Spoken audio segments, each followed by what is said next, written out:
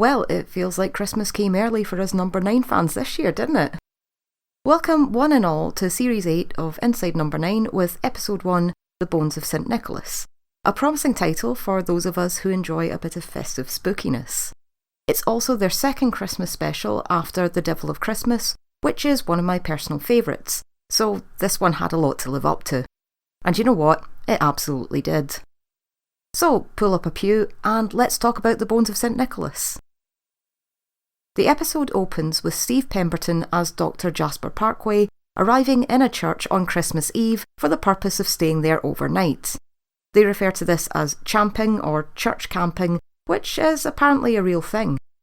He's met by Simon Callow as Dick the caretaker, and they're later joined by a chatty couple named Pierce and Posey, played by Reece Shearsmith and Shobna Gulati.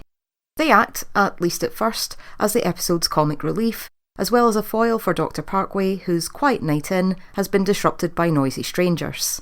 It reminded me a bit of the Series 2 episode La Couchette. As the night wears on, we get to hear some grim folk tales and ghost stories, most of which centre around the figure of St Nicholas, whose jawbone is rumoured to be hidden somewhere within this very church.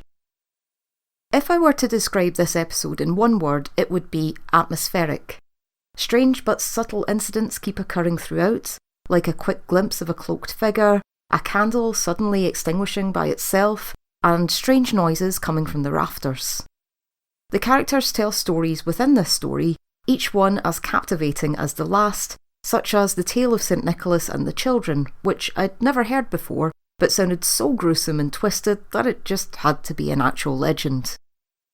We also had a quieter and unexpectedly subtle moment between Pierce and Posey as she recounts her own experience, and, of course, a wonderful scene with all four characters gathered by the Christmas tree, sherry in hand, as Dick tells them of his own sightings and what he thinks it all means.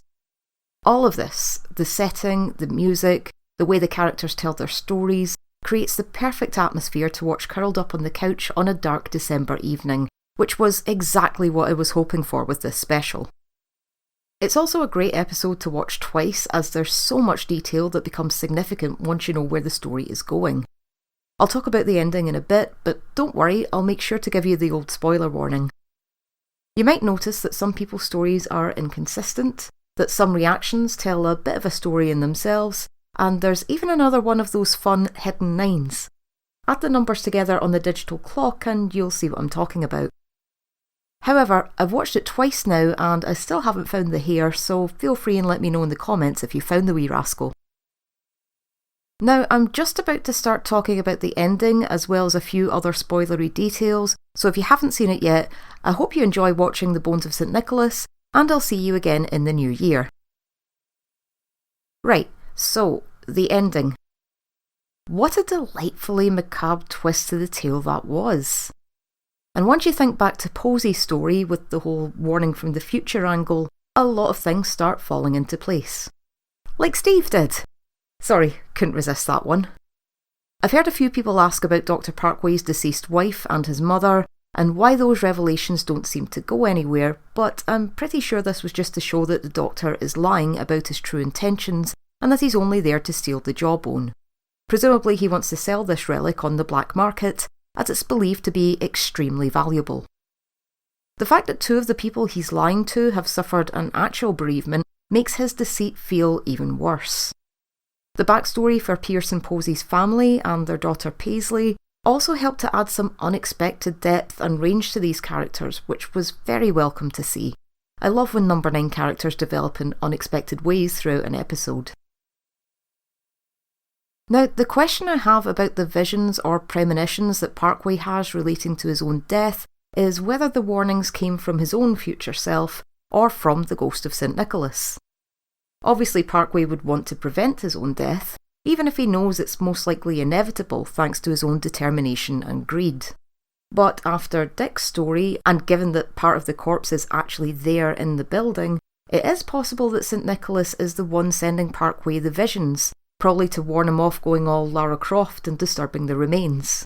It's also likely that his ghost would be more powerful that night, given that it's Christmas Eve. Then, when that fails, the ghost might have even engineered that little accident, which feels a bit like karmic retribution, seeing as Parkway's own jaw is left hanging open. Or maybe that's a bit of a stretch. Either way, disturbing old bones in tombs is rarely a good idea, so we can all take this as a cautionary tale and just agree to leave that shit where it is. So what did you all think of the Bones of St. Nicholas? As always, the comment section is open and I'll be joining you there whenever I get the chance. I hope you're all having a lovely holiday season. I know I definitely am, and I've been very busy with our new rescue pup. We've been watching plenty of dog films, it's been a proper dog cinema around our house, and I've also been watching a few Christmas favourites. We've had the League of Gentlemen Christmas special on, of course, as well as the Peep Show and Father Ted specials, and I've also been introducing people to ADBC A Rock Opera, which is available on YouTube, and is a real good treat if you're a fan of Matt Berry, Julia Davis or The Mighty Boosh. I'll link it below in case you fancy a look.